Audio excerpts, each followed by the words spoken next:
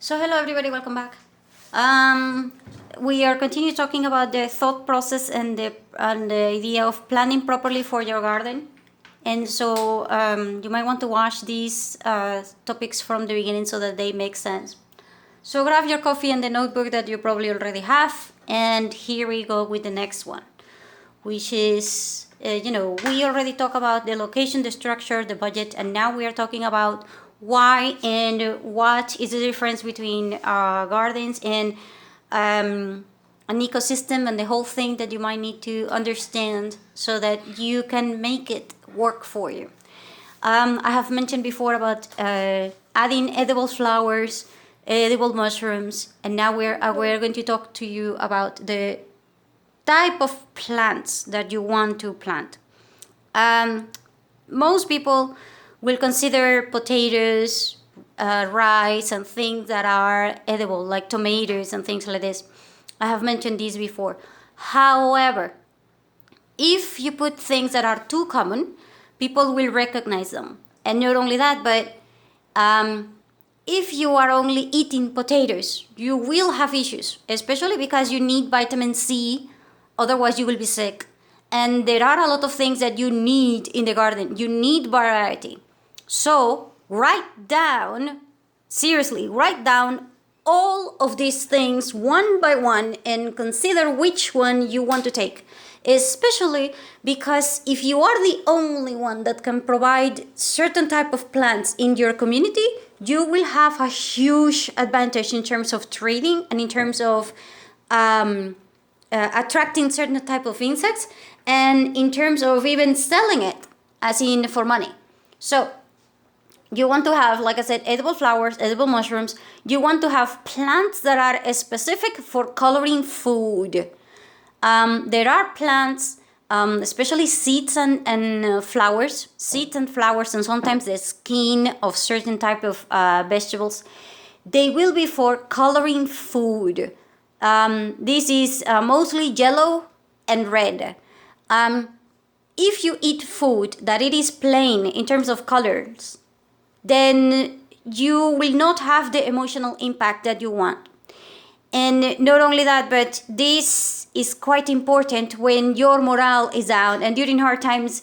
If you cannot afford food and then you're eating the same thing all over and over, yeah, you are going to be so like horrible, because you will be surviving, but you will not understand this variety and you might not have the energy to actually get ahead and things like this.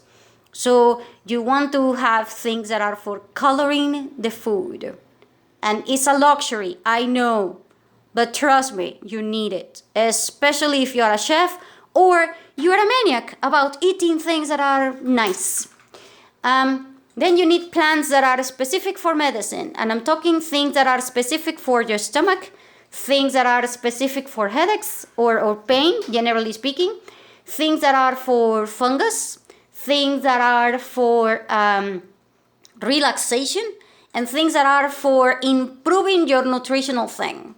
At this point, there are specific things that you can have in your garden that can work as a nutritional pill that you can take through, and you can take from your garden, make it happen, and through a broth process and things like this.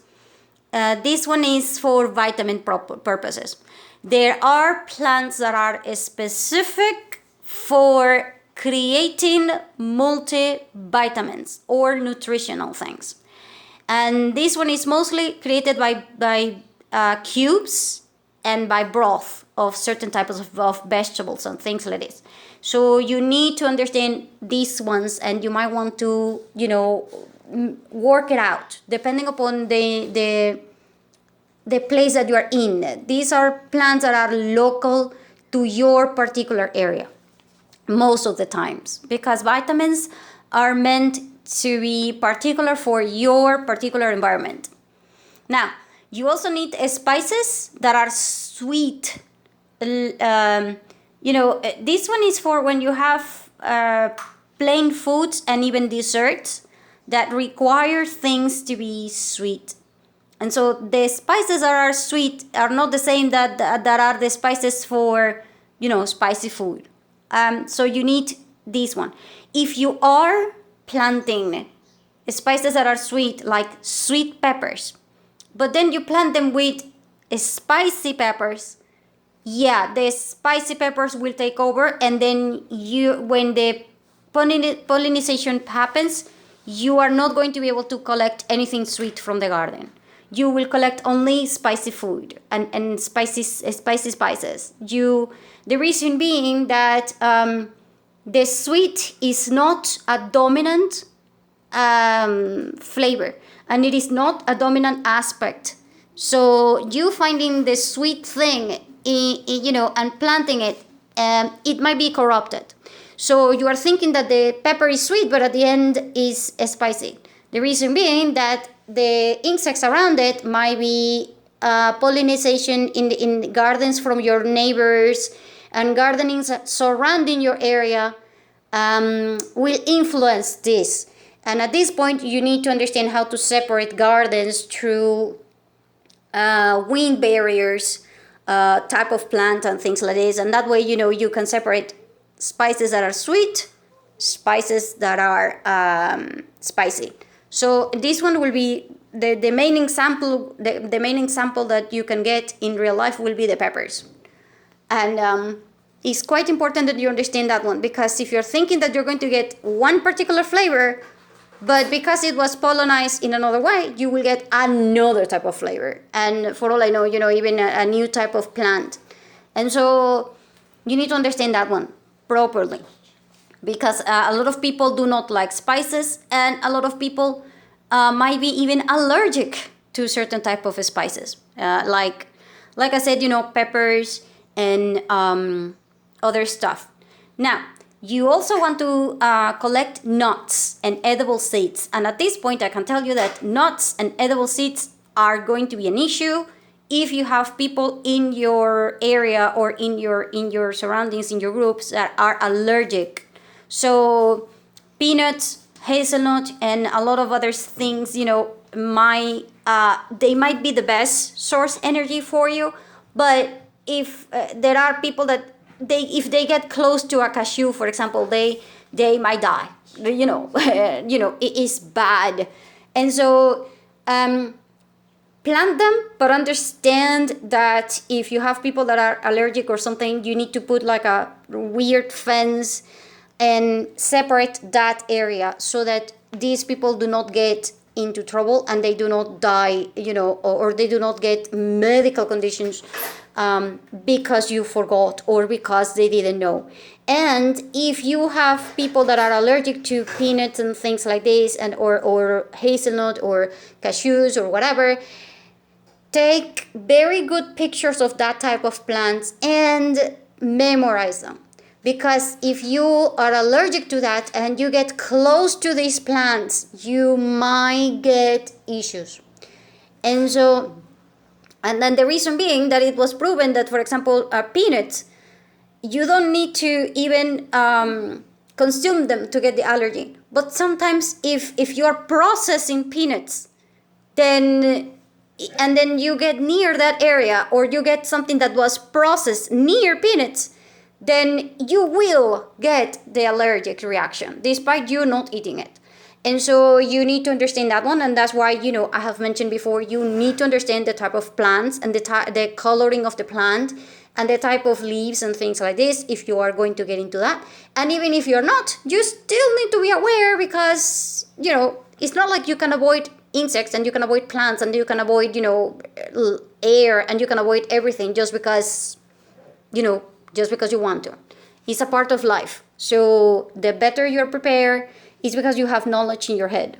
Now, you also want to have grains, any type of grains that you want to consider. This one you can make into tofus.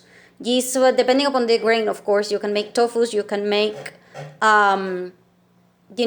just the grains. You can cook them.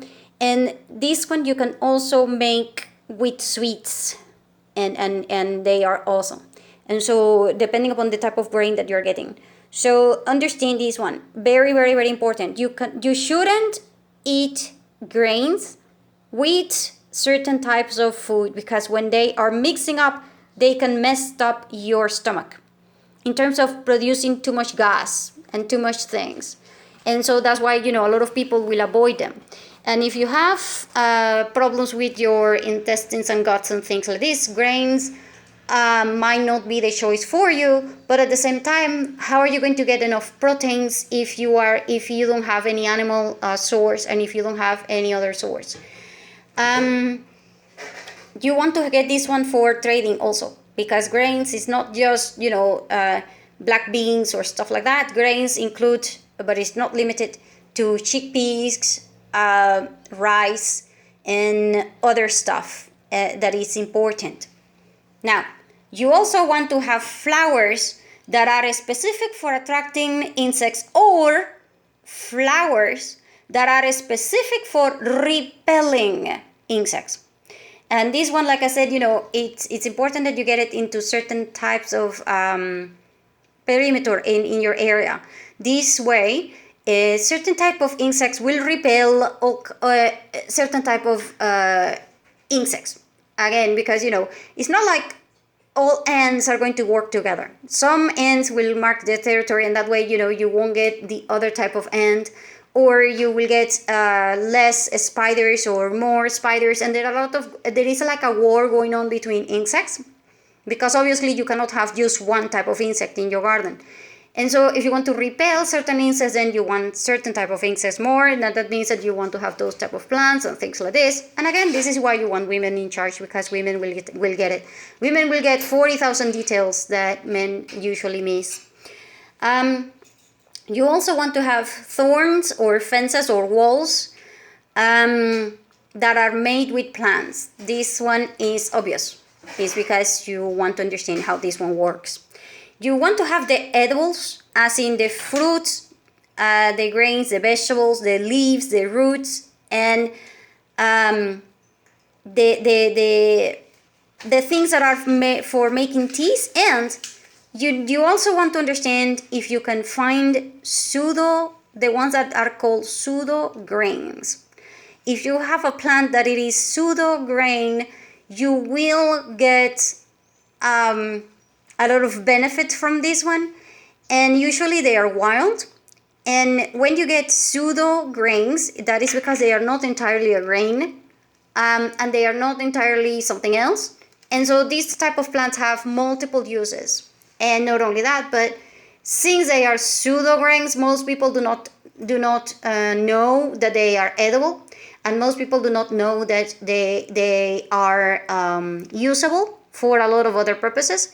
And therefore, you won't have a lot of competition for it. And at the same time, you might get more nutritional value for it. And so you want to understand which ones are the ones that are for your garden, and your local area. Now, you also want to get plants that are for specific uses. The first one, and the clearly most obvious one, will be the wood. For, plants are associated obviously with, the first thing is a tree, and the first thing is the wood. Different type of wood will have different type of usages, and they will have different type of smoke if you are to burn them, and they will have different type of flavor if you are to eat them, and they will have uses like making charcoal and making a lot of things. And so you need specific woods later on. And trees do not, they are not born and grown in one day. And so if you're thinking that you need specific type of wood, even for construction purposes, later on, because you're thinking that you might need to build a cabin and things like this, then you might want to replant this. And in fact, Japanese castles, for example, they are made out of wood, and they understand that the wood needs to be replaced. And so as soon as they build the castle, near the castle, they will plant the same type of tree, because it takes 400 years. 400 years for the wood to be the exact thickness for these constructions. So you can understand, the value of gardening properly and planning for this thing properly. So you need to consider the space and the usages that you will have, and how long does it take for this plant to grow, and take into consideration that this plant can die, and therefore you might not need one, but you need 2 or 3 or 4 or 5 sometimes. And out of 5, only one survives 400 years. Come on, it is 400 years, and if not, then you are going to have to take down the entire castle because the wood is going to have issues. You also need to understand that certain type of insects, like termites, will attack your garden. If you have termites in your garden, you need a specific types of oils and specific types of flowers and specific type of plants that repel this type of pest and things like this. And so all of this you need to take into consideration, because you will have problems with anything that comes out of the garden. Most people think, okay, I'm getting the garden and I'm getting the product. No, you are getting the garden, you're getting the product, but the product is something that you are going to have to process also. And to process that product, you might need to go back to the garden again. Because if you're going to deal with termites and a lot of other things like insects in your house and all of these things, then you gotta go back to the garden to fix it, to figure out what the oil is and all of these materials. Because they're all in nature, so you gotta go back and forward, back and forward, back and forward. And it is a thing. And so you gotta ask, what are you going to do with this wood? Well, I'm going to burn it, cook it, whatever it is. Then you might need to replace this thing. I have mentioned this before, the rotation one and the statistics one and the type of soil and the type of processing that you're going to do. And how much do you need? You are underestimating this one. Very, very likely you are either underestimated it or overestimated it in terms of the space that they take and a lot of other things. And so, again, a lot of details. Women are going to probably be better than you and handling a lot of things, unless you are a person that writes down and you are very meticulous, which is very hard to find sometimes in men. And that does happen, but not all the time. And you also need to understand, like I said, about pseudograss, the special types of usages that you have from plants. Because plants are not just for eating, plants are for other things. Plants also can be used for beauty purposes, for making musical instruments, for making clothing or fabrics like linen and things like this. If you have plants that are for making clothing, that is going to be one of those things that is so expensive. Seriously, I mean, think about, several years ago when, coloring something purple, for example, was so expensive and so hard to get that purple was only allowed for the nobility and only allowed for the kings and queens and things like this. Is because the coloring of the food is not being considered when you are making a garden. And so you need to consider the coloring, the clothing, the things that we are using every single day that are plant related. Because your garden is an ecosystem made out of plants. And now, you also might need to understand that, you can use plants to make containers through the leaves. There are several leaves that you can put together in form of baskets, even bamboo baskets and things like this. You can make containers by the container per se, because it's a huge seed and then you take out, I have mentioned this in my channel, you can make containers out of natural plants and things like this. And it is important for you to understand, because if you need containers and then you are the only one who can make them in your community, what do you think is going to happen? Everybody needs containers and you are the only supplier and things like this. So you also need plants that are for comfort.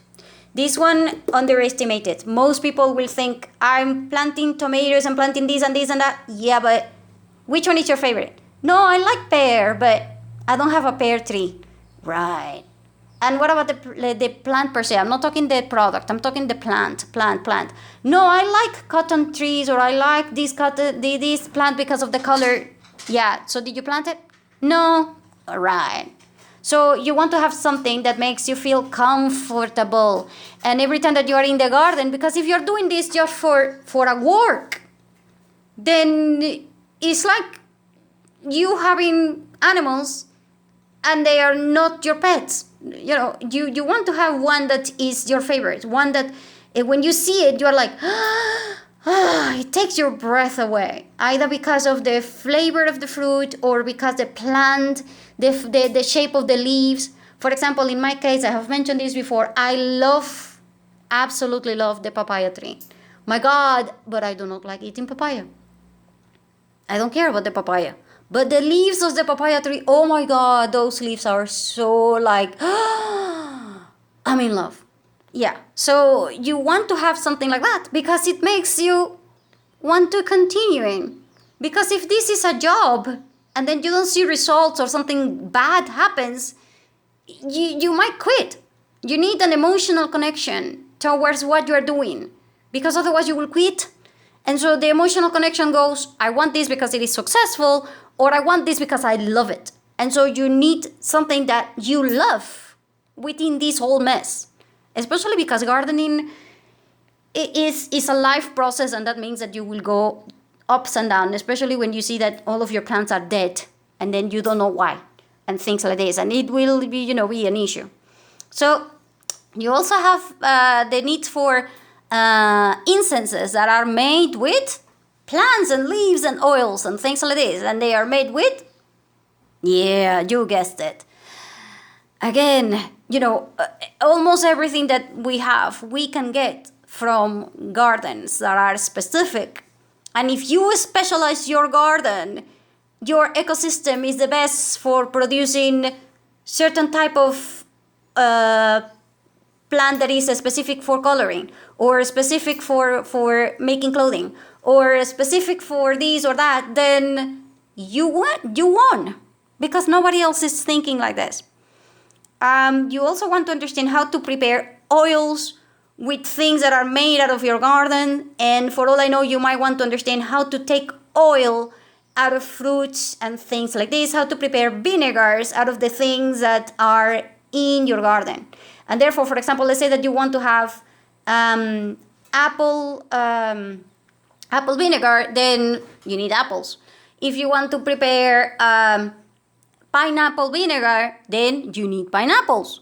If you want to prepare spices oils or garlic oil, you need garlic. You need spices. You need this and that. And so if you want to also make the oil per se, then you also need the specific fruit or thing for taking the oil. So for example, corn oil or sesame oil, or stuff like this. You might want to even understand how to make it. Now, processing things turning them into oils, yeah, you might need machinery, and you might need to understand that this one is too hard to do. You might not be able to do it at all, even if you tried it. And so, but get it out there, because if you have a guy that is awesome at creating this machinery or whatever, you might be able to pull it off. Also, plants are meant for smoking, like tobacco, weed, or whatever it is. So, you might be the only one who provides that. Some plants are also for making alcohol or probiotics. And so, like cabbages and things like this. And so you might need to understand, okay, I like doing probiotics a lot, and therefore I need a lot of cabbage. I like doing kombucha a lot, so I need plants that are made for making tea. I like drinking wine, therefore you need certain type of grapes or certain types of whatever it is that you're going to make wine out of. And so, you need the process, and at this point, your budget should include the accessories to make all of this happen, and the timing, the preparation, the books, the records, and how much water and cleaning and the process of labeling and all of these things, you might need to take into consideration.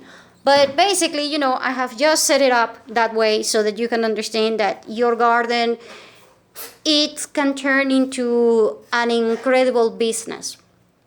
And because the scale is small, as in, your garden is not going to produce 40 tons of food so that you can export it or you sell it or something like that. But it will be enough to trade. And if you are trading, then, you might be able to come up with small quantities of things. And then you might be able to turn it into a small business. And this, again, is handling better by women. Because if you're not going to make, $4,000 a month or something like that out of a garden, then you're making what? $50 or maybe $100. And then, it's better that you have this as a woman, because you can use the garden for improving the relationship with other people. And also for showing power. If you are the only one in your community that has a plant that can color the food, then you have power. See what I mean? And if you're a woman, you might be able to use this power way better than a man, because men probably don't get it. They're like, okay, I'm going to buy that, or that's it, or give me some seeds or whatever. But a woman will be like, no, we are trading. We're making a relationship. We are teaching you how to cook this thing. We are going to establish this and this and that. And I'm going to make certain that, I'm the one who is always providing this or doing that or doing that. And it will depend upon how you manage the garden. And again, you have to rely upon your guy to help you out. But it's important that you select properly what is it that you want from all of these things that I have mentioned. And with that in mind, then see you again soon.